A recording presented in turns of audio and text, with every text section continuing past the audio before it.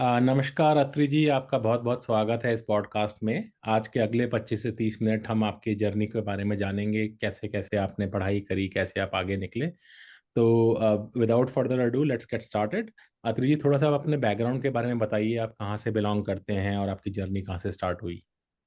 जी, शुक्रिया मुझे पॉडकास्ट पे बुलाने के लिए। तो मैं ओरिजिनली मसूरी से हूँ, उत्तराखंड में। और मेरे फादर फॉरेस्ट सर्विसेज में थे। तो हम लोग देहरादून में पोस्टेड थे, पहले वो एनआईसी में थे, तब हम राइट, मसूरी में थे। और मेरे दोनों पेरेंट्स सॉफ्टवेयर से आते हैं। इनफैक्ट मेरे जो फादर हैं उन्होंने तो कुछ टाइम के लिए पंच कार्ड्स पे भी काम किया है। और वो ओके, इंडिया के सेकंड एमसीए बैच में थे, अलीगढ़ मुस्लिम यूनिवर्सिटी से। So good. हाँ, तो बचपन जब मैं मेरा था तो मैं काफ़ी घूमा हूँ। मतलब मेरा जो पूरा बचपन है वो कई शहरों में बटा हुआ है, मसूरी, हुँ, देहरादून, दिल्ली। बहुत साल में हम पुणे में रहे। तो काफ़ी काफ़ी मेरा ऐसा घूमना चलता रहा। तो और भी उल्लेख जी। किया कि आपकी मदर भी सॉफ्टवेयर फील्ड से ही हैं? जी, मेरी मदर भी सॉफ्टवेयर फील्ड से ही हैं। वो भी शुरू में उन्होंने कोबोल प्रोग्रामिंग की थी अपने करियर में। फिर वो इंस्टीट्यूट्स में कंप्यूटर साइंस पढ़ाने लगी। पर अच्छा। जब फिर मेरा जन्म हुआ तो उन्होंने अपने करियर पे ब्रेक लगा दिया, क्योंकि वो पूरी तरह मुझे फोकस करना ये चाहते तो थे। बहुत मतलब मेरे ख्याल से मैं पहले व्यक्ति से मिला हूँ अभी तक जो जिन्होंने बताया कि दोनों ही पेरेंट्स जो हैं कंप्यूटर साइंस या सॉफ्टवेयर से रिलेटेड थे। थोड़ा-सा आप जी। बताएँगे कि उनका क्योंकि ये बड़ा क्यूरियस पॉइंट है मेरे लिए कि जी। आपके पेरेंट्स का जैसे फादर और मदर दोनों का ही कैसे उनका रुझान हुआ और ये कब की बात बता रहे हैं कि उन्होंने जब करा होगा ये कोबोल वगैरह? जी, तो ये 1988 87 की बात है। अच्छा फादर तो का। जी, तो 87 88 में ही था ये। राइट। 91 90 में मेरे पेरेंट्स की शादी हुई थी, 91 में मेरा जन्म हुआ। अच्छा, तो अच्छा। उसी दौरान में 88 89 में ही ये होता था। हाँ, और मेरी मदर का तो क्या था कि उनको तो मतलब ऐसा उनका कुछ स्पेसिफिक इंटरेस्ट नहीं था। बट जब वो डिसाइड करी थी, उन्होंने अपना ग्रेजुएशन किया, उसके बाद डिसाइड करी थी उन्हें क्या करना है, साइंस में ग्रेजुएट है। राइट, तो राइट। उन्होंने फिर डिसाइड किया कि ये कुछ नया है, उसका एक उन्होंने कोर्स किया कंप्यूटर साइंस का। वही और एनआईआईटी था उस समय? एनआईआईटी आपका? अच्छा, जी, राइट। एनआईटी। हाँ, तो हाँ। उसके बाद फिर उन्होंने जॉब शुरू की तो उन्हें मजा आने लगा, मतलब उन्हें लॉजिकल थिंकिंग में बड़ा मजा आता। अच्छा। मेरे फादर का भी कुछ सिमिलर ही कहानी थी। हुँ, हुँ। उनका भी ये था कि उनका एमएससी फिजिक्स में हो गया था। उस टाइम जो रुड़की यूनिवर्सिटी होती थी। हुँ, हुँ, हुँ। और राइट। उसके बाद उन्हें लगा कि फिजिक्स में नहीं करना है, कंप्यूटर साइंस कुछ नया आया है।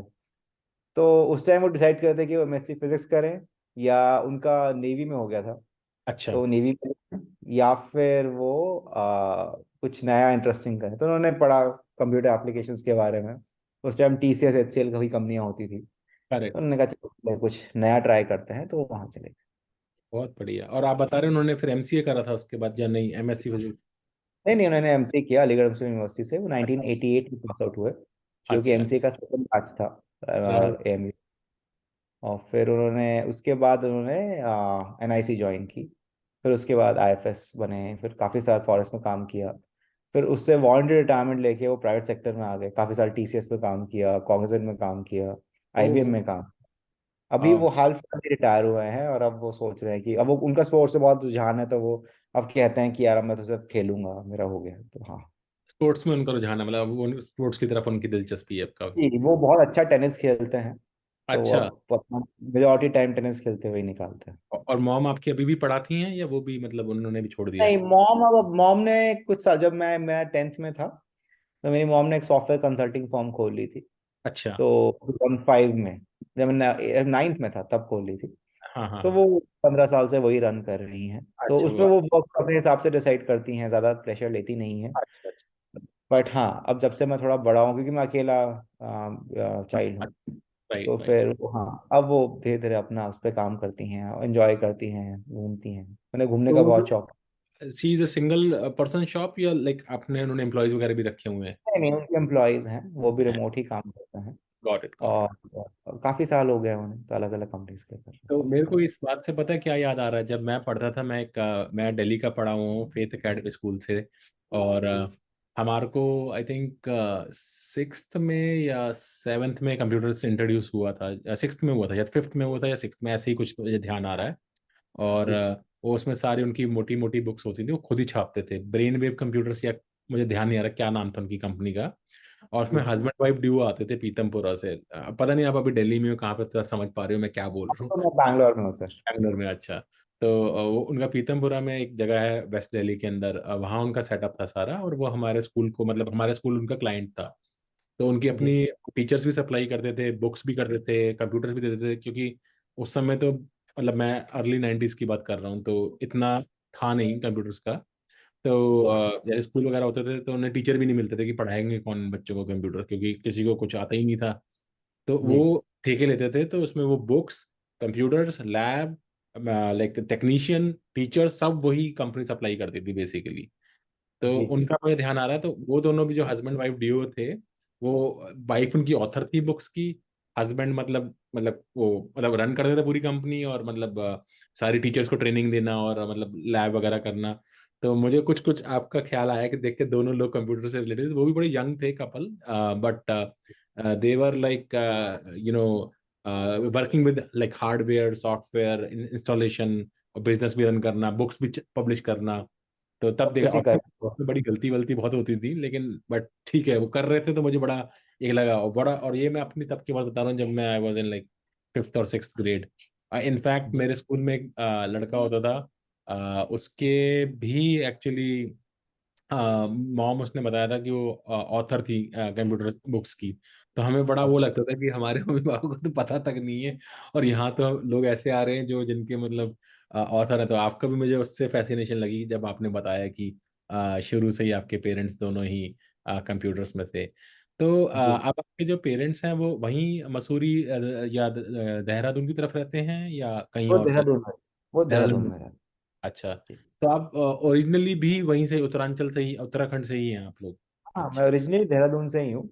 मतलब ग्रैंड और पेरेंट्स वगैरह वहीं पर ही होंगे सारे हाँ आपके? हाँ, मेरी पूरी ग्रैंड पेरेंट्स, उनके पेरेंट्स, हम राइट, काफी सारे। जनरेशन देहरादून में ही अच्छा, हैं। वहीं पे ही है। Got it. और मैं तो अब मतलब काफी ट्रैवल करता हूँ, तो जैसे मैं बैंगलोर में मेरी जॉब है, हाँ, राइट, राइट। मेरे पेरेंट्स हैं, तो कम्यूट चलता रहता है। Correct, correct. नहीं, बहुत अच्छा है, आई थिंक बड़ा अच्छा लगा आपका। तो बेसिकली आप तो बेसिकली गोल्डन स्पून बोला जाएगा आपको, तो कि बचपन से ही आप प्रोग्रामिंग, जैसे आपने आ ई ई या इंग्लिश सीखनी शुरू होगी, साथ में आपको एक प्रोग्रामिंग लैंग्वेज भी आती होगी शुरू से, ऐसा था या कैसा था? नहीं, एक्चुअली मेरे पेरेंट्स काफी कॉन्शियस है इस बात को लेके। तो राइट। उन्होंने एक्चुअली काफी कोशिश की कि वो मुझे कंप्यूटर से दूर रखें। अच्छा। हाँ, राइट। उन्होंने, उनका ऑब्जेक्टिव ये था कि वो मतलब मुझे एक नॉर्मल, जैसे मेरे आसपास के, क्योंकि मेरे जो आसपास के मेरे बच्चे थे, जो मतलब मेरे हाँ, पीयर्स थे, हाँ। उनके पास कंप्यूटर एक्सेस नहीं होता था। नहीं, नहीं। 95 में जब मैं 4 साल का था, मैंने स्कूलिंग शुरू की, राइट। उनके पास नहीं, नहीं था नहीं। Computer access. मैं, हमारे घर पे होता था क्योंकि मेरे दोनों पेरेंट्स का ही था। राइट। तो उन्होंने मुझे रखा दूर उससे, बट एक बार मुझे एक आध बार कभी एक्सेस मिल गया, मैंने पूछा ये क्या है, मैं बचपन से काफी क्यूरियस होता था। Correct, correct, correct. तो फिर मेरी मदर ने मुझे कहा कि चल तू देख क्या होता है, ये होता है। तो अब मुझे तो ऐसा याद नहीं है, मेरे पेरेंट्स कहते हैं कि मैंने एक नेचुरल टेंडेंसी दिखाई टुवर्ड्स कंप्यूटर्स। राइट। और मतलब कहते हैं कि उन्हें मुझे बताना नहीं पड़ा कि माउस कैसे चलाना है या क्या करना है, मैं खुद ही सीख गया था। फिर जब मैं, मतलब मेरा उसमें काफी इंटरेस्ट रहा, फिर मैं पूछता रहता था अपने जब पेरेंट्स। 4 साल के थे, तब का बता रहे हैं आप, जब चार 4 साल साल? का, अच्छा। 95 में। मेरा फिर बाय जब द मैं वे, 6 साल का, मेरा बेटा भी चार जी, साल actually, he is just 4 years right now, yeah. Go ahead. मेरा बेटा परसों 2 साल का होगा। Congratulations, happy belated happy birthday. Thank you. तो हाँ, तो फिर जब मैं 6 साल का हुआ, तो मेरे मेरे मतलब मेरी मदर ने रियलाइज किया कि मेरा एक्चुअली जेन्युइन इंटरेस्ट है इसमें, और मैं शुरू से मैथमेटिकली काफी इंक्लाइन था।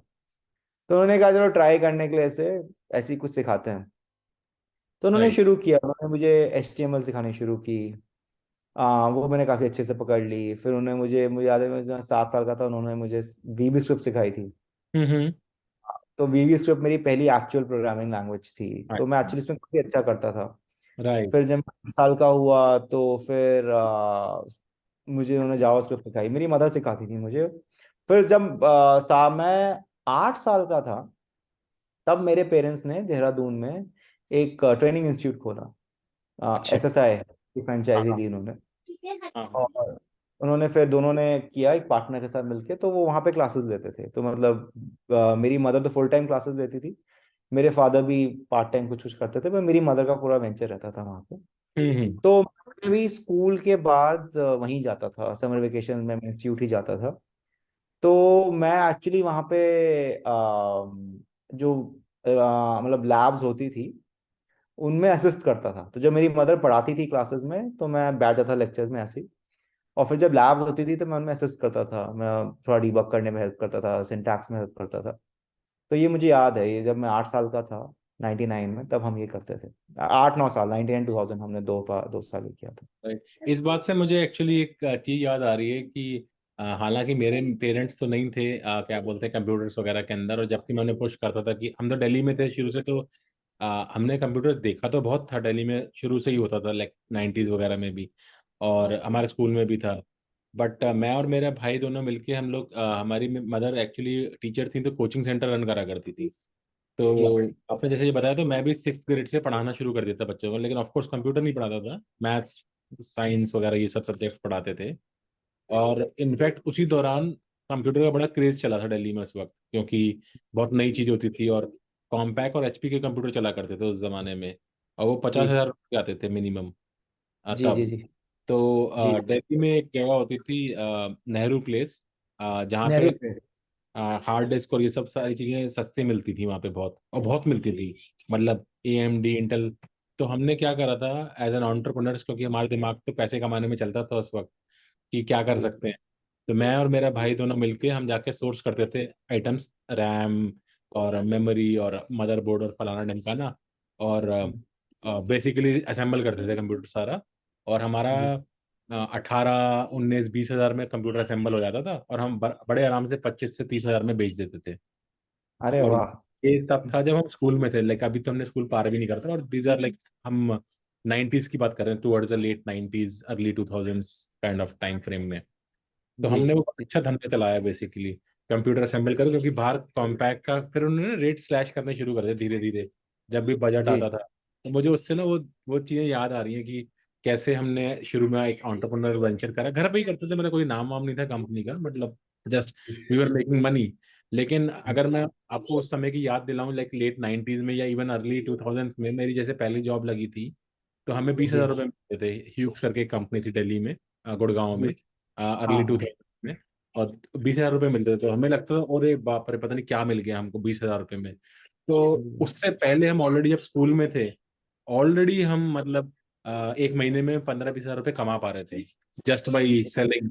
जैसे एक ऑर्डर मिल गया कंप्यूटर का, तो उसमें कुछ तो पार्ट्स वार्ट्स इधर उधर कर कर आके, रैम थोड़ी DDR वगैरह, मतलब हमें सारा पता चल गया था हार्डवेयर का कौन सा कैसे क्या है। और फिर जी प्रॉपर करके आते थे, और मेरा भाई जाके मतलब इंस्टॉल भी करके आता था पूरा।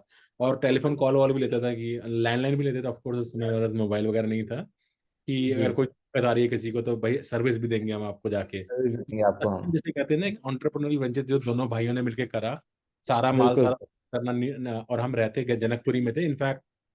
जनकपुरी में भी एक जेना टावर करके बाहर डिस्ट्रिक्ट सेंटर था, जहाँ पे एक्चुअली जी बहुत कंप्यूटर का सामान मिलता था। तो या तो नंबर वन दिल्ली में नेहरू प्लेस था, जो कि सब जानते हैं, it's like a wholesale market. और दूसरी मार्केट थी जनकपुरी में, जना टावर बोलते हैं उसको, वहाँ मतलब उतने प्राइसेस नहीं मिलते, लेकिन फिर उस समय मेट्रो वेट्रो भी नहीं थी, तो हमको नेहरू प्लेस जाने में मतलब बड़ा टाइम लगता था, फिर सामान उठा के लाना ये सब। और जनकपुरी में हम रहते थे, और सामने 1 किलोमीटर दूर, तो हम पैदल ही चले जाते थे वहाँ पे, और गाड़ी में रख के सामान ले आते थे अपना। तो हमने कहा जी rather than like saving money on the travel, जो इतना ट्रैवल करना पड़ेगा, हम अगर जनकपुरी से सोर्स करें तो हमें कुछ वापस करना है या प्रोडक्ट नहीं चाहिए, तो वो भी हम आराम से सोर्स कर सकते हैं। तो आपने ये जो पढ़ाने वाली बात बताई ना, तो ये मेरे साथ भी है, मेरा भाई भी पढ़ाता था एक्चुअली, वो तो मेरे से 5.5 साल छोटा था। बट हमने भी अच्छा। अपनी मदर टंग पढ़ाना शुरू करा, not in computers but general general subjects वगैरह। तो मेरे को लगा ये मैं उल्लेख करता हूँ इस बात का। कंटिन्यू कीजिए सर, बहुत अच्छा लग रहा है नहीं आपकी नहीं, बात। बिल्कुल बहुत अच्छा लगा ये सुन के। मतलब बहुत अच्छा लगता है जब आप जैसे आपके ब्रदर स्पिरिट के लोग मिलते हैं। तो थैंक यू आप शेयर करने के लिए। नहीं नहीं, बिल्कुल। हाँ तो सर यही चलता रहा। तो फिर हाँ, इंस्टीट्यूट के बहाने मैंने काफ़ी कुछ सीखा, जावा सीखी। फिर उसके बाद मेरे फादर ने डिसाइड किया कि वो उस टाइम गवर्नमेंट जॉब में थे, तो उन्होंने डिसाइड किया कि वो प्राइवेट में मूव करना चाहते हैं। 2001 में हम नोएडा मूव कर गए। मेरे फादर ने उस टाइम टाटा इन्फोटेक होती थी, वो ज्वाइन की। तो वहाँ पे फिर अगेन, क्योंकि जब मैं नोएडा आया तो ऑब्वियसली मैं जिस स्कूल में था वहाँ पे ज़्यादा ओपन कल्चर था, वहाँ पे ज़्यादा रिसोर्सेज थे। तो वहाँ पे अच्छा, मैं जब आया भी तो 5th स्टैंडर्ड में आया था, 10 साल का हो चुका था। तो हाँ मतलब मैंने शुरू से ही काफ़ी ये दिखाया कि हाँ मैं मतलब कंप्यूटर साइंस में मेरा इंटरेस्ट भी था और मेरा नेचुरल इंक्लिनेशन भी था। मुझे मतलब सब्जेक्ट काफ़ी आसानी समझ में आता था। तो मुझे काफ़ी फिर स्कूल ने कंप्यूटर कॉम्पिटिशन में भेजना शुरू किया। दिल्ली में तो होते भी काफ़ी हैं, आपको पता ही है, इतने स्कूल्स हैं। तो फिर मोस्टली मैं मतलब सारे जीत के आता था। तो फिर इस चक्कर में मेरा एक्सपोजर बहुत बढ़ गया, क्योंकि स्कूल में फिर उन्होंने और कोशिश की कि चलो इसे रिसोर्सेज देते हैं, इसे सपोर्ट करते हैं। तो हाँ मतलब वो फिर उसका पॉइंट ऑफ टाइम के बाद से मेरा जो पूरा इंटरेस्ट था, मेरा जो पूरा एक्सपोजर था वो काफ़ी बढ़ गया। मेरी मदर मुझे मतलब मेरे को फिर बुक्स की एक्सेस होने लगी, लाइब्रेरी में भी होती थी। जैसे मुझे याद है कि हमारी लाइब्रेरी में जो 11th स्टैंडर्ड की C++ की बुक होती थी, मैं वो जाके पढ़ता था। तो मुझे खास समझ नहीं आती थी, बट ऑब्जेक्ट ओरिएंटेड प्रोग्रामिंग का कंसेप्ट में समझ में आने लगा था, क्योंकि मैं जावा सीख रहा था उस टाइम। तो मुझे उस टाइम मुझे नैरेटिव सब इलेवेंथ की बुक जी। कब पढ़ते थे? जब आप 6 7 में थे तब 11th की पढ़ते थे आप? फिफ्थ में था सर, 10 साल Fifth में? का था। अच्छा अच्छा, ओके, ऑलरेडी आप 11th वगैरह की पढ़ रहे थे। तो आपका हाँ स्कूल तो सीबीएसई का था या कौन सा, लाइक सीबीएसई आई आई? सीबीएसई सीबीएसई था। सीबीएसई तो सिक्स सीबीएसई से था। आपको भी इंट्रोड्यूस हो ही गया होगा, आई थिंक आपका टाइम तक तो हाँ ऑलरेडी होगा। लोगो। हाँ, तो फिर जी वो लोगो और वो सब शुरू हो गई थी, बेसिक शुरू हो गई थी। तो मतलब मुझे याद है कि कंप्यूटर साइंस एक ऐसा सब्जेक्ट था जिसको मुझे कभी पढ़ना नहीं पड़ा स्कूल के लिए। मतलब 5th से लेकर 12th तक, मैं बस 12th में भी कंप्यूटर साइंस ही था। आईपी कहते हैं, इन्फॉर्मेशन प्रैक्टिसेस, हमारे स्कूल में उस टाइम कंप्यूटर साइंस था नहीं। राइट। तो मुझे याद है कि वो एक एग्जाम होता था जिसके लिए मुझे कभी पढ़ना नहीं पड़ता था, वो मैं ऐसे ही जाके दे आता था। आई टाइम सिलेबस भी पता नहीं होता था, पर ठीक है मतलब सबसे ज्यादा करेक्ट। बच्चों को जो डर लगता था वो होता था राइटर प्रोग्राम, और सबसे ज्यादा खुशी मुझे राइटर प्रोग्राम में ही होती थी। तो फिर हमें मैंने रियलाइज। उस समय जी। क्वेश्चन आते थे ना, WAP, राइट अ प्रोग्राम, वो शॉर्ट फॉर्म होता था। W. We have to do this, और स्टार्स प्रिंट कराते थे, पाइथ वो ट्रायंगल वायंगल वो होते थे शुरू में। ट्राइंगल, फिबोनाची सीरीज, वो सब करवाते थे। तो हाँ, वैप ही। राइट, एक चीज मुझे आपसे पूछनी है, आपकी बहुत दिलचस्प जर्नी है, लेकिन मैं कुछ कुछ अपने पहलू ऐसे शेयर कर रहे हैं जो आई थिंक स्ट्रेस करते हैं उसमें थोड़ा सा। तो जब आप देहरादून मसूरी, जो कि एक पहाड़ों की रानी है, एक ठंडा वातावरण है, पहाड़ी इलाका है, उधर से जब आप लोग नोएडा शिफ्ट हुए, नोएडा तो बिल्कुल डिफरेंट है। तो वहाँ ट्रांजिशन कैसा था आपका, या आप कुछ याद कर पा रहे हो उस बात को, जैसे आप फिफ्थ हाँ में थे हाँ आप? हाँ, 5th में था तो मुझे काफी डिस्टिंक्टली याद है। बहुत डिफिकल्ट था हमारे लिए, स्पेशली मेरे लिए बहुत डिफिकल्ट था, क्योंकि जब हम देहरादून में थे तो वो मेरे लिए बहुत नोन जगह थी, मैं वहीं पैदा हुआ था, मेरे सारे रिलेटिव्स वहीं थे। और हम रहते बहुत सुंदर कैंपस में थे। देहरादून में एक कैंपस है, फॉरेस्ट इंस्टीट्यूट करके। अच्छा। वहाँ बहुत फेमस लैंडमार्क है देहरादून का, मतलब 300 एकड़ का जंगल, ओ, और उसके बीच में आप रह रहे हो। तो मैं उसी में पला बड़ा हूँ। मेरा स्कूल भी केम्ब्रन हॉल था, जो कि मिलिट्री स्कूल था, तो वहाँ भी बहुत पेड़ थे। तो मुझे देहरादून की बहुत आदत थी, शांत ठंडी जगह, पेड़ हैं, भागा दौड़ी नहीं। करेक्ट। अब जब अच्छा, फॉरेस्ट ऑफिसर थे मेरे फादर, तो घर भी काफी बड़ा सा मिला हुआ था, तो बंगला बंगला मिला। गार्डन। करेक्ट। हाँ, उसकी आदत थी।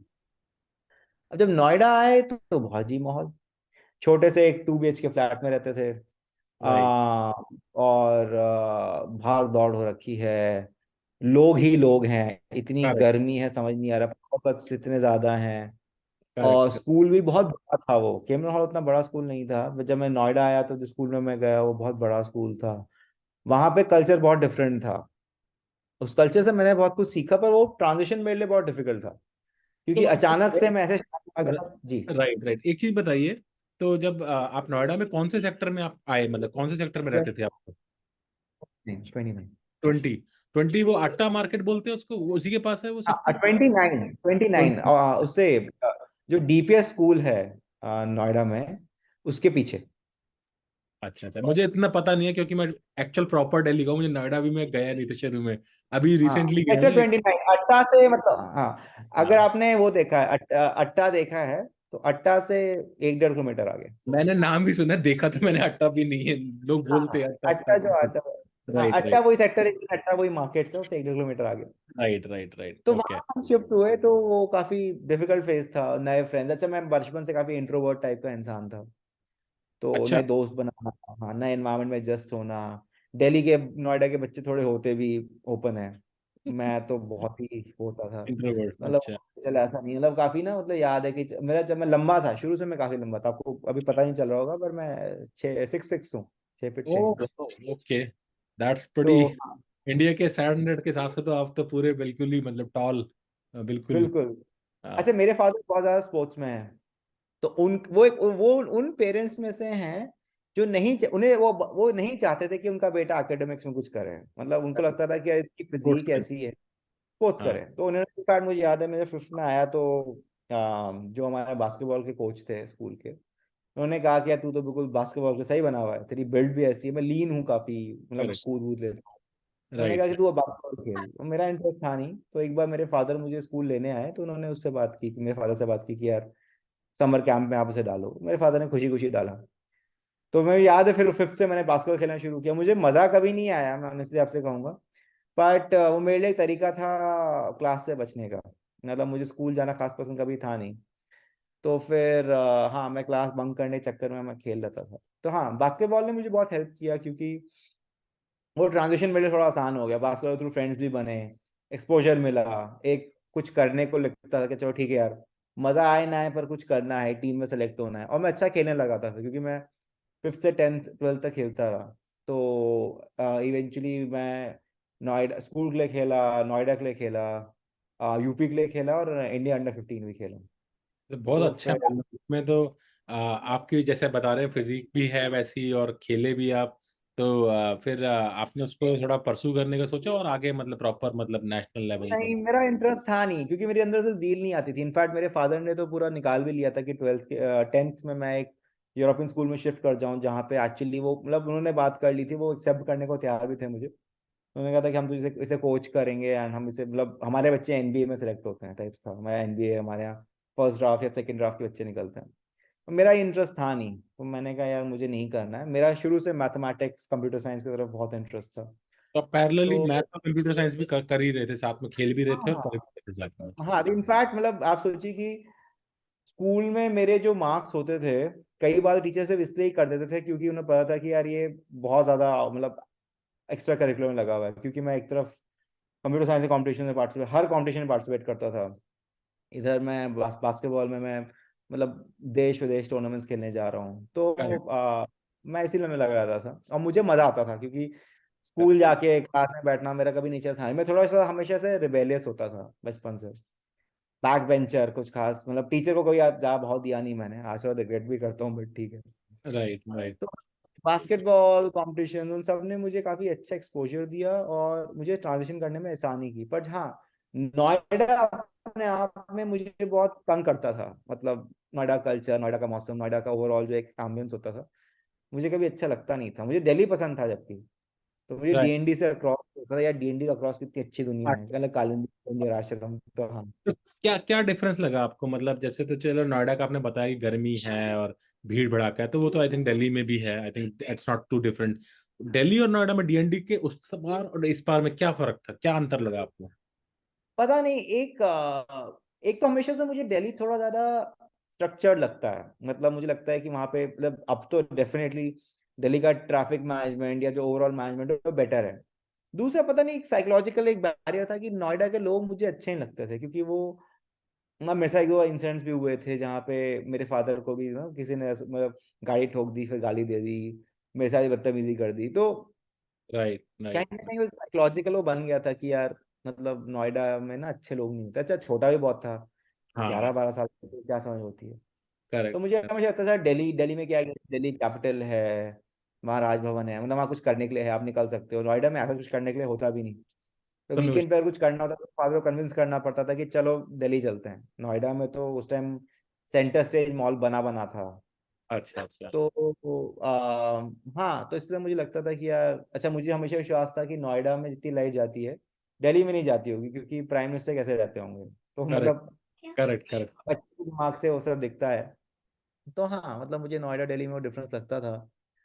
फिर मतलब आपने जो हाँ ये तो बात है, ठोक दी गाड़ी और उसके बाद लड़ाई हाथापाई हो गई या गाली गलौच हो गई, ये तो दिल्ली में भी ट्रू है एक्चुअली, खाली नोएडा का नहीं आज है। पता है मुझे, ये आज पता है, उस टाइम लगता था कि नहीं, दिल्ली में नहीं हो सकता, दिल्ली बड़ी, Delhi is the capital of India वाला फंडा आ जाता लाइफ में। लेकिन आई थिंक एक डिफरेंस जरूर आप देखते होंगे, जैसे कि नोएडा तो क्योंकि यूपी का पार्ट है, और उस समय जी इतना आई थिंक मतलब था तो नोएडा, आई थिंक नोएडा में जो सेक्टर्स वगैरह सिस्टम था वो शुरू से ही था कि रोड्स थोड़ी प्रॉपर बनी हुई है, सेक्टर्स कटे हुए हैं। दिल्ली में ना जी फॉरेस्ट कॉलोनी का कॉन्सेप्ट बहुत ज्यादा है। किसी भी अच्छे इलाके में जाओ, जैसे आप डीएनडी क्रॉस करते हैं आप आश्रम पे आते हो। तो आश्रम जो है अपने आप में तो ठीक है, जैसे जी निजामुद्दीन भी आता है वहाँ पे, वो बहुत अच्छी कॉलोनी है।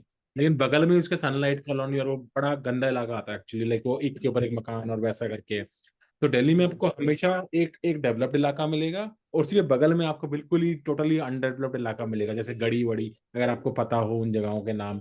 और नहीं सीधा ही पता है। चलते आउटर रिंग रोड पे ही, तो आगे जाके साउथ एक्स भी आएगा, फिर हाँ लाजपत नगर भी आएगा, सारे वो आने शुरू हो जाते हैं, सरोजिनी नगर वगैरह। तो हाँ लेकिन उनके साथ साथ एक आपको स्लम या एक मतलब अनाथरज इलाके भी खूब मिलेंगे दिल्ली में। तो thank Delhi it's a like a paradox, एक तरफ यू। शाइनी है, दूसरी तरफ कंप्लीटली डल है, तो दोनों मिक्स रहेगा और एक साथ होंगे दोनों। लाइक यू समझ कांट रहा हूँ। इवन कि इस जगह पे खाली शाइनी शाइनी है, यहाँ शाइनी और यहाँ डल, बिल्कुल दोनों जुड़े होंगे साथ में। जुड़े होंगे तो साथ में। और जी एक तरीके से देखा जाए आपको तो नोएडा से थोड़ा कंपेयर करेंगे तो नोएडा में सेक्टर सिस्टम है बहुत अच्छा है, जैसे 18 सेक्टर, 19, 20, हाँ। सब प्रॉपर स्क्वायर, मतलब एक ऑलमोस्ट चंडीगढ़ की तरह कटा हुआ है नोएडा जो का, कर रहा है। काफी हद जी तक। जी दिल्ली वैसा नहीं है, कुछ कुछ हाँ। अच्छा है, कुछ इतना अच्छा नहीं है, कुछ मिक्स है। तो ये हम्म। चीज। लेकिन आई थिंक उस समय जब आप बता रहे हैं अर्ली 2000s में, आई थिंक उस समय वहाँ पे ऑफकोर्स जैसे पावर कट्स भी आप बता रहे हैं, तो दिल्ली आई थिंक उससे बेटर डेफिनेटली होगा। और दूसरा आई थिंक नोएडा में एक्चुअली पानी बड़ा गंदा आता था शुरू से, आई थिंक बहुत जहाँ तक गंदा आता था। बहुत गंदा आता था, राइट? अभी भी शायद वैसा ही है, मुझे जहाँ तक मालूम है। गंदा ही आता है इनफैक्ट। हाँ, आप मतलब मेरे तो अभी मेरे अराउंड 60% बाल सफेद हो गए, क्योंकि नोएडा के पानी ने, मतलब जब मैं पानी बहुत सारा पंद्रह है। साल का था तो 60% बाल सफेद हो चुके थे। तो ओके ओके, राइट हाँ, राइट तो राइट। वो नोएडा पानी ने मुझे काफी इफेक्ट किया है। बहुत और खराब पानी दूसरा है। मुझे लगता है एक और भी चीज थी कि उस समय नोएडा वोएडा में चोरी का हम बड़ा सुना करते थे, खबरें आती थी बहुत। बहुत घर में कि चोरी हो गई, नोएडा में चोरी हो गई। गुड़गांव का भी ऐसे ही था हमारे लिए, हमने गुड़गांव का नाम रखा होता है ये गुड़गांवा, बोलते थे वहां के लोग, गुड़गांवा बोलते थे, जो थोड़े हरियाणवी वाले होते थे हाँ, उनसे गुड़गांव गुड़गांव। नहीं आता था, तो गुड़गांवा बोलते थे। मैं कहते थे बिल्कुल ही अपने नाम के मैच करता है, गांव ही है ये एक्चुअल में, इसका नाम शहर हो ही नहीं सकता ये, क्योंकि hmm. At least Noida was very well structured और डेवलप्ड था, सेक्टर्स थे। गुड़गांव में तो कुछ पता ही नहीं चलता था हो क्या रहा है, एक डीएलएफ बना हुआ था बस स्टार्टिंग में, जैसे ही आप NH 8 से एंटर करते हैं लेफ्ट हैंड पे, और साथ में उद्योग विहार था राइट हैंड साइड पे। आगे जाके जो पालम विहार वगैरह ये तो सब मतलब देर वॉज नो सेक्टरिंग और नथिंग, कुछ भी बन रहा है अंचल का। फिर जो शांत लोग वगैरह बने थोड़े सेक्टर ठीक है, फिर ऐसा ही है। और मेट्रो वेट्रो भी मतलब गुड़गांव में मुझे नहीं लगता कि आज भी कोई बहुत बढ़िया बनी है। नोएडा तो खैर आई थिंक दिल्ली मेट्रो से बहुत वेल कनेक्टेड है, और उस हिसाब से एंड जब जब आप गुड़गांव और नोएडा को कंपेयर करेंगे तो एक्सपेंसिव गुड़गांव बहुत ज्यादा है, like extremely expensive. Noida is still cheaper as compare to Gurgaon, और वेल डेवलप्ड है। ये गुड़गांव में क्या रहता है, जैसे थोड़ी भी बारिश आई तो बाढ़ आ जाएगी वहां पे, ऐसा लगता है कि पता नहीं मुंबई में पहुंच गए हो आप, जब मुंबई में मूसलाधार बारिश होती है। तो ये बहुत काइंड जी ऑफ वेरिएबल डिफरेंसेस हैं दोनों के। तो बिल्कुल। जैसा आप देख रहे होंगे थोड़ा टाइम का रिवर्स क्लॉक हमारी स्टार्ट हुई है, तो मैं पूछना चाहूंगा आपसे कि आपके पास कितना समय है, आपको हार्ड स्टॉप है अगले कुछ समय में, या लाइक यू कैन टॉक? नहीं नहीं, मैं कर सकता हूँ, मुझे मजा आ रहा है सुन। अच्छा ठीक है, तो हम करेंगे फिर बात। तो हम क्या करेंगे कि ये वाली कॉल हम क्योंकि टाइम के हिसाब से थोड़ा सा कंप्लीट करेंगे, और अगली कॉल हम अलग सेशन में एक एक करेंगे एंड कंटिन्यू करेंगे डिस्कशन अपना। तो अब आप मेरे को ये बताइए कि जैसे आपका नोएडा का भी एक्सपीरियंस रहा, दिल्ली का भी रहा, आप फिर कब इधर से बाहर निकले, लाइक कब, when were you like exerted like Delhi या नोएडा, कब कब निकल के गए यहाँ से बाहर? 2005 में सर, 2005 में मेरे फादर ने जॉब चेंज की। हाँ, उन्होंने कांग्रेस ज्वाइन की। तो कॉग्निजेंट तब बताया आपने? कांग्रेस इन टेक्नोलॉजी थी। Right right. तो कांग्रेस इन टेक्नोलॉजी ने उन्होंने पुणे ऑफर किया। तो 2005 में फिर हम पुणे शिफ्ट हो गए। तब हाँ, नोएडा दिल्ली से मेरा जो एक कुछ टाइम के लिए मेरा इंटरेक्शन खत्म हुआ। कट हो गया। तो ये पुणे तो उस समय बहुत अच्छी थी, इनफैक्ट मुझे ध्यान है 2000 लेट 2005 या 2006, आई थिंक 2006 में मैं भी पुणे में था एक्चुअली। अच्छा। तो पुणे का कैसा लगा आपको, like how was the difference from like Delhi to Pune? Pune तो आज भी मेरा फेवरेट शहर है इंडिया में, अगर आप मुझसे पूछे तो। मतलब देहरादून के बाद, देहरादून मुझे बहुत पसंद है, बट अगर देहरादून नहीं तो मैं पुणे रहना चाहूंगा। राइट। क्योंकि पुणे मुझे बहुत कल्चर्ड लगा, मतलब बहुत स्ट्रॉन्ग कल्चरल हिस्ट्री है पुणे की। उस टाइम तो इतना पागलों तरह डेवलप भी नहीं था। अब पेड़ वेड़ बहुत होते थे, शांत था। मतलब मैंने एक जो जगह देखी कि जो पुणे के लोग, आज तो मुझे पता नहीं, उस टाइम पुणे लोग बहुत शांत, हाँ। बहुत सहज होते थे। Right right. मारा मारी कम थी, मौसम अच्छा होता था, पेड़ हैं, कुछ करने के लिए है भी वीकेंड आई पे, थिंक पानी। ऑलमोस्ट पुणे और बैंगलोर का सिमिलर ही मौसम होता था ऑलमोस्ट। मौसम होता था सर, बिल्कुल। राइट। तो एक मिनट। पुणे में मैं जैसे था, आई वाज ऑन दैट सेनापति बापत रोड, वो शिवाजी हाँ, नगर करके इलाका था, उधर रहता था। और जॉगिंग करने में यूनिवर्सिटी सर्कल जाया करता था, पुणे यूनिवर्सिटी बोलते अच्छा, थे उसको। पुणे यूनिवर्सिटी में। हाँ। हाँ, और अगर उस तरफ चले गए तो फर्गसन रोड आ जाती थी, like if you go towards like in like away from the university. तो मुझे उसका याद है, मैं एक स्टार्टअप था वहाँ पे, स्टार्टअप कर रहा था उस समय। तो आप किधर थे, अच्छा। आप which part did you live in Pune? हाँ, ऑन ऑन में। ऑन ऑन, हाँ। ऑन तो थोड़ा बाहर को था उस समय बाहर होता था पुणे से थोड़ा सा। हाँ, हाईवे की तरफ था, मेरे राइट। फादर का जो ऑफिस था वो हिंजवाड़ी में था, हिंजवाड़ी में हाँ, था, तो हिंजेवाड़ी में पार्क था, आईटी पार्क। तब नया आईटी बना पार्क। था मेरे ख्याल से, राइट राइट। हाँ, नहीं बना था। तो इसलिए हम लोग, मैं इनफैक्ट पढ़ा भी वहीं से था, ऑन में, तभी वही खुला था नया नया, डीएवी पब्लिक स्कूल। हाँ हाँ हाँ तो हाँ, राइट। मैंने वहीं एडमिशन लिया था, क्योंकि उस टाइम वहाँ पे सिर्फ दो ही सीबीएसई स्कूल होते थे, डीएवी और डीपीएस। डीपीएस बहुत दूर था। हम्म। कहाँ था मैं भूल गया, के से कोई जगह थी जो बहुत दूर होती थी। हाँ, और वो कैसे, वो कवि नगर नहीं, कुछ वहां पे ओशो का आश्रम भी था शायद, वो उसकी बात कर रहे होगे आप? कोरेगांव, कोरेगांव पार्क। कोरेगांव, हाँ Koregaon, correct Koregaon correct. Park. तो कोरेगांव पार्क तो बहुत दूर ही था उस टाइम, मतलब मदर छोड़ने जाती थी। तो फिर डीएवी में एडमिशन लिया। डीएवी एडमिशन की कहानी बहुत अजीब है।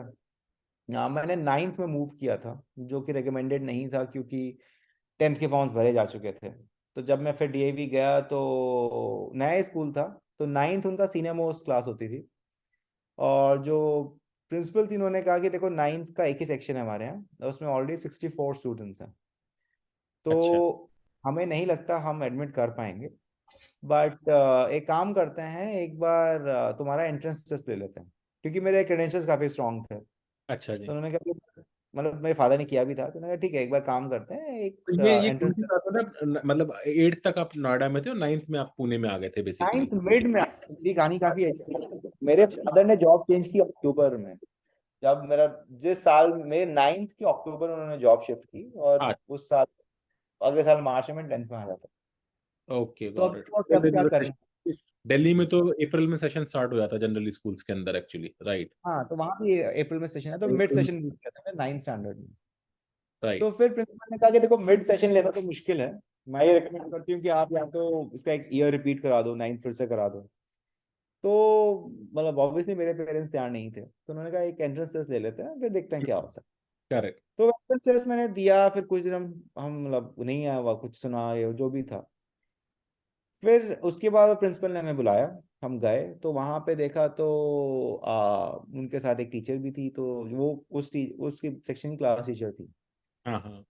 फिर उसके बाद उन्होंने कहा कि देखो, एंट्रेंस टेस्ट हुआ। तो मैंने जो एंट्रेंस टेस्ट था, वो मतलब अपेरेंटली मैंने बहुत ज़्यादा अच्छा किया था उसमें। And hmm. देन उन्होंने कहा कि देखो, मैंने जो क्लास टीचर उन्होंने दिखाया, उन्होंने उन्होंने कहा कि भाई देखो, ये बच्चा है, अगर ये आता है तो आप पे लोड है, 64 65 हो जाएगा, डिसीजन आपका है, पर ये सिचुएशन है। करेक्ट। तो उस टाइम जो क्लास टीचर थी, उन्होंने काफ़ी ग्रेशियसली एग्री किया कि ठीक है, हाँ मैं ले लूँगी। तो उस टाइम फिर मेरा मिड सेशन मेरा एडमिशन हुआ। तो हाँ, वो भी एक एडवेंचर था, क्योंकि मुझे काफ़ी डर था कि क्या होगा अगर ये एडमिशन नहीं हुआ, तो क्योंकि केंद्रीय विद्यालय ले नहीं सकते थे उस टाइम। अच्छा। स्टेट बोर्ड में कर सकता था, क्योंकि मराठी कंपलसरी हाँ होती नहीं, थी। Correct correct correct. तो फिर मतलब अगर ये नहीं होता तो मुझे ईयर रिपीट करना पड़ता। पर राइट। थैंकफुली भगवान की दया से ऐसा नहीं हुआ, तो मैं उस साल फिर कंटिन्यू कर गया। बट हाँ, पूना मुझे बहुत अच्छा लगता था, आज भी लगता है। पुणे मतलब मुझे बहुत अच्छी मेमोरीज हैं पुणे की, मेरे पास। राइट। फिर मेरे अच्छे फ्रेंड्स बने, आज भी उनसे टच में हूँ।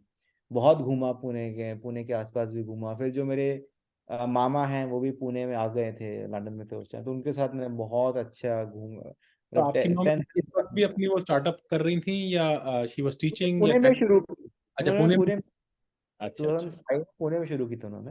ओके, तो ओके। उस टाइम फिर हाँ, जब मैं 9th में तब शुरू की थी, तो हाँ मतलब पुणे की मेरे पास काफ़ी अच्छी मेमोरीज हैं। वहाँ भी फिर मैंने काफ़ी कंप्यूटर साइंस कंपटीशन में पार्टिसिपेट किया, बास्केटबॉल खेलता था। राइट। फिर 11th स्टैंडर्ड से ये हुआ कि भाई इंजीनियरिंग की प्रिपरेशन करनी है। Correct, correct, correct. सब लोग वही करते हैं, स्टैंडर्ड रूट। हाँ, तो मेरे पेरेंट्स ने तो एक्चुअली कहा था कि यार देख ले, नहीं करनी तो मत कर, एमएससी कर ले पुणे यूनिवर्सिटी से, जो करना है कर ले, बाहर चला जा। राइट। तो मैंने कहा नहीं, अब देखो अटेम्प्ट तो मारते ही हैं। अच्छा, मेरा प्रॉब्लम क्या था कि मैं कभी भी कम्पिटिटिव चीज़ों में बहुत अच्छा नहीं था, इसलिए मैं स्पोर्ट्स भी खेल लेता था, बट जील नहीं थी मुझ में कि यार मरो मारो वाली जो होती है ना, राइट। वो अपने कम्पिटिटिव वजह स्पिरिट। से करना है, मतलब जो मन कर रहा हाँ है वैसे करना है, नॉट फॉर द कंपटीशन पर से। राइट। हाँ, जैसे मुझे केमिस्ट्री बिल्कुल पसंद नहीं थी, तो केमिस्ट्री में पढ़ना ही नहीं चाहता था। मतलब वो कंपटीशन वाले बोलते भी थे यार केमिस्ट्री में ना तू ये पढ़ ले, ऑर्गेनिक कर ले, ये कर ले, बहुत स्कोरिंग होती है। मुझे कभी कभी फर्क नहीं पड़ा, होती ही नहीं थी मुझसे। मैं कहा यार मैं केमिस्ट्री मजा मैं नहीं आपको थोड़ा है। रोकना चाहूंगा in the interest of time, तो थोड़ा हम ये वाला अब रैप अप करेंगे ये वाला, and will continue again. Okay. तो आपने काफी अच्छे टिटबिट शेयर करे अपने बारे में कि आप स्पोर्ट्स पर्सन थे, जबकि आपका जील नहीं था, आप खुशी के पहले बचने के लिए खेलते थे, फिर आप मतलब अच्छे होते चले गए उसमें। आपके पेरेंट्स जी। का आपने बताया कि दोनों ही कंप्यूटर साइंस से अवगत थे, और आपको बचपन से ही एक्सेस मिला उसका, और उसको आपने अपने बेहतरी के लिए यूज किया, और आप उसमें भी जी। अच्छे होते गए। आपने बताया कैसे आप पहाड़ों में लाइक दार्जिलिंग कह रहा हूँ, देहरादून और मसूरी से करके आप कैसे नोएडा दिल्ली की तरफ आए, और फिर कैसे आपका आपगन पुणे की तरफ हुआ। तो बहुत एंजॉय करा मैंने आपसे बात करके, बहुत कुछ सीखने को मिला। हम आपसे ज़रूर अगली बार मिलेंगे और आपके बारे में फर्दर आपकी जर्नी को जानेंगे। आज के लिए इतना ही, आपका बहुत-बहुत धन्यवाद, और आपसे धन्यवाद। जल्द ही आगे आके दोबारा मिलेंगे। बाय। धन्यवाद।